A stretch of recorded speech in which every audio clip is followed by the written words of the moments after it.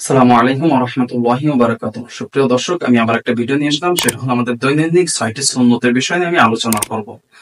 আসলে এই ৬টি সুন্নত, এমন সুন্নত জিনিসটা হলো রসুলের, যে ব্যক্তি সুন্নতের পর আমল করবেন প্রত্যেকটা আমলই আল্লাহ তাআলার কাছে অতি গ্রহণযোগ্য হবে।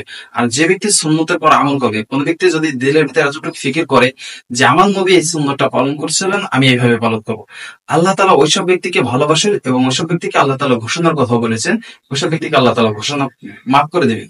ঠিক আছে, এই জন্য আমাদেরকে মূলত হচ্ছে যে রসুলের সুন্নত গুলো আমাদেরকে জানতে হবে। তা আমি দৈনন্দিন ভাবে যে ৬টি সুন্নত, আমি সেই ৬টি সুন্নত ইনশাআল্লাহ আমি আপনাদেরকে বলবো। আমাদের আকাবিরদের মুখের থেকে কথা, যে কোন ব্যক্তি যদি ডান পাও দিয়ে মসজিদে প্রবেশ করে আরেকটা ব্যক্তি মসজিদ বানিয়ে দিল, এখানে উত্তম কোন ব্যক্তি?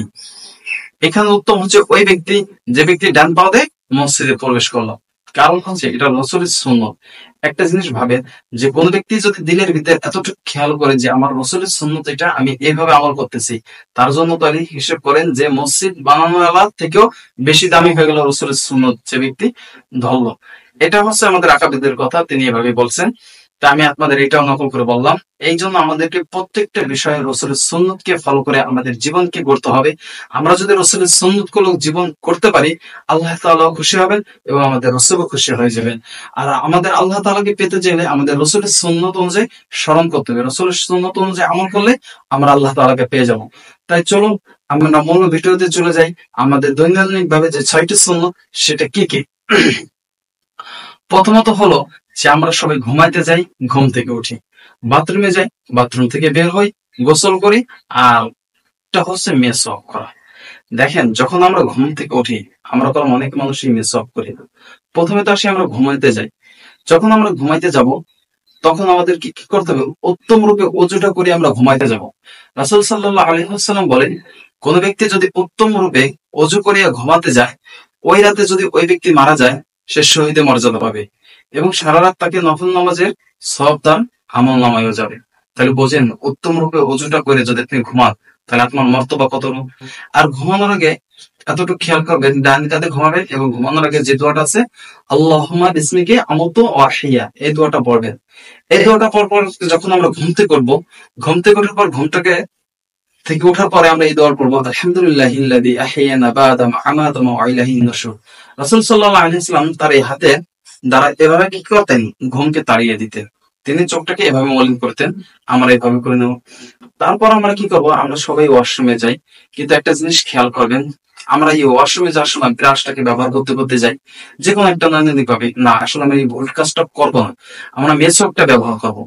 এখানে মেসওয়াকের, এখন দেখেন, ব্রাশ যখন আমরা ব্যবহার করি, ব্রাশের যে লালা, সে লালা বিজ্ঞান বলে কমপক্ষে 10-15 সেকেন্ড লাগে দাঁতে মাড়িতে পৌঁছাইতে। কিন্তু রাসূল সাল্লাল্লাহু আলাইহি ওয়াসাল্লাম যে মেসওয়াক আমরা করবো, সেই মেসওয়াকেরটা লালা সাথে সাথে আমাদের দাঁতে প্রবেশ করে যায়। তাহলে কতটা ফায়দা! আমাদের মেসওয়াকটা ডান সাইড থেকে শুরু করব, এ পাশ থেকে এ পাশ, আবার মাড়ি নিচ থেকে এ পাশ। মেসওয়াক করার ফজিলত হলো এই যে, মেসওয়াকের অনেক ফজিলত হয়েছে, তার ভিতরে সর্বশ্রেষ্ঠ সর্বকম ফজিলত হলো মৃত্যুর সময় ব্যক্তির কলেমা নসিব হবে। আল্লাহ রাসূল বলেন যে কোন ব্যক্তির যদি মৃত্যুর সময় কলেমা নসিব হয়ে যায়, ওই ব্যক্তির জান্নাতি। তাহলে একটা জিনিস ভাবেন, যে সর্বছোট যদি ফজিলত হয় মেসওয়াকের, যে মৃত্যুর সময় কলেমা নসিব হবে, বড় ফজিলত কি? আমরা যখন ওয়াশরুমে যাব, ওয়াশরুমে যাওয়ার সময় আমাদের অবশ্যই, মহিলা হোক বা পুরুষ হোক, মাথায় কিছু কাপড় রেখে যাব। কারণ ওয়াশরুমে সবচেয়ে বেশি তা জেনের আশঙ্কা থাকে, এখান থেকে জেনে মানুষকে ধরে। এই জন্য আমাদেরকে ডান পা থেকে আমাদেরকে বাম পা দিয়ে ওয়াশরুমে প্রবেশ করতে হবে এবং যে দোয়াটা পড়তে হবে, আল্লাহুম্মা ইন্নী খুবুসি ওয়াল খাবাইস। এই দোয়াটা পাঠ করার পর আমরা আমাদের ইস্তেনজা শের করে যখন বের হওয়ার সময় কি, আমরা ডান পা দ্বারা বের হব।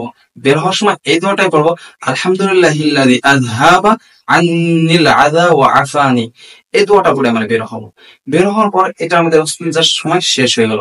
কয়টি চলে গেল? আমরা ঘুমানোর সময় যে দোয়াটা পড়বো, ঘুম থেকে ওঠার সময় দোয়াটা পড়বো, এবং মেসওয়াক করা, ইস্তেনজায় যাওয়া, ইস্তেনজায় বের হওয়া, 5টি হয়ে গেল। আরেকটি হলো গোসল করা। বিষয়টাও কি হচ্ছে, রাসূল সাল্লাল্লাহু আলাইহি ওয়াসাল্লাম কিভাবে গোসল করছেন, আমাদেরকে এটাও জানতে হবে। আসলে আমরা যে প্র্যাকটিক্যাল ভাবে যে গোসল যদি আমরা করি স্বাভাবিক ভাবে, হ্যাঁ আমাদের গোসল হয়ে যাবে, কিন্তু এটা কোনো ইবাদতের ভিতর কবুল হবে না। কিন্তু আমরা যদি রসুলের তরিকা অনুযায়ী গোসলটা করি, এটা হলো আমাদের একটা ইবাদত। এটা আমাদের একটা ইবাদত, এভাবে আমাদের সওয়াব পাবো। আমার দিনের ভিতরে একটা ফিকির আছে, আমার রসুল এভাবে গোসল করছেন, আমি এভাবে গোসল করছি, আল্লাহ তাআলা ওইসব ব্যক্তিকে কি করবেন, মাফ করে দিবেন। আর এইসব ব্যক্তিকে আল্লাহ তাআলা ভালোবাসেন অনেক। আমার রসুল সাল্লাল্লাহু আলাইহি ওয়াসাল্লাম কিভাবে গোসল করছেন, রসুল সাল্লাল্লাহু আলাইহি ওয়াসাল্লাম অল্প পানি দ্বারা গোসল করছেন। আমরা আসলে যখন গোসল করতে যাই দেখা যায় অনেক পরিমাণে পানিকে অপচয় করে ফেলে। এটা আসলে করা যাবে না, আমাদেরকে অল্প পরিমাণে পানি দ্বারা গোসল করতে হবে। প্রথমে ডাইন দিক থেকে শুরু করা, পরে বাম দিক থেকে, পরে মাথায় পানি নেয়, এবং শরীরের সমস্ত স্থানগুলো সুন্দরভাবে ধুয়ে সর্বভাবে আমাদেরকে গোসল করতে হবে। যে যতভাবে রসুলের সুন্নতকে আঁকড়ে ধরতে পারবে সেই তত দুনিয়াতে দামি হবে। রসুলের সুন্নত আঁকড়ে ধরে মানুষ আল্লাহ তাআলাকে পাবে। আল্লাহ তাআলা ঘোষণা বলে, আমাকে যদি তোমরা পেতে চাও আমার রসুলের সুন্নতকে অনুসরণ করো। আর রসুলের সুন্নতকে পেয়ে গেলে তোমরা রসুলকে পেয়ে গেলে আমাকে পেয়ে যাবে। তা আমাদেরকে প্রত্যেকটা মানুষের নিয়মের অনুযায়ী চলতে হবে।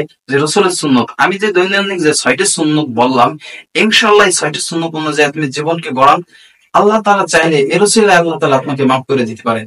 তাই আজকে আমি যে 6টি বললাম, ইনশাআল্লাহ আগামী দিন আমি আবার কিছু আপনাদের নতুন নতুন ভিডিও নিয়ে আপনাদের সামনে হাজির হব। এই বিষয়ে আরো অনেক বিষয়ে আমি আপনাদেরকে কথা বলবো। এটা হলো যে আমরা যতটা ইবাদতকে মজবুত করবো রসুলের সুন্নত অনুযায়ী, আল্লাহ তাআলাকে আমরা তত তাড়াতাড়ি পেয়ে যাবো। তাই সর্বোপরি একটাই কথা, সেটা হলো আমাদের রসুলের সুন্নত অনুযায়ী আমাদের জীবন করতে হবে। আমি আবার সামনে আপনাদের কাছে নতুন ভিডিও নিয়ে হাজির হব অন্য সুন্নত বিষয় নিয়ে। আজকের মতন এখানে বিদায় নিচ্ছি। সবাই ভালো থাকবেন, সুস্থ থাকবেন। আসসালামু আলাইকুম ওয়া রাহমাতুল্লাহি ওয়া বারাকাতুহু।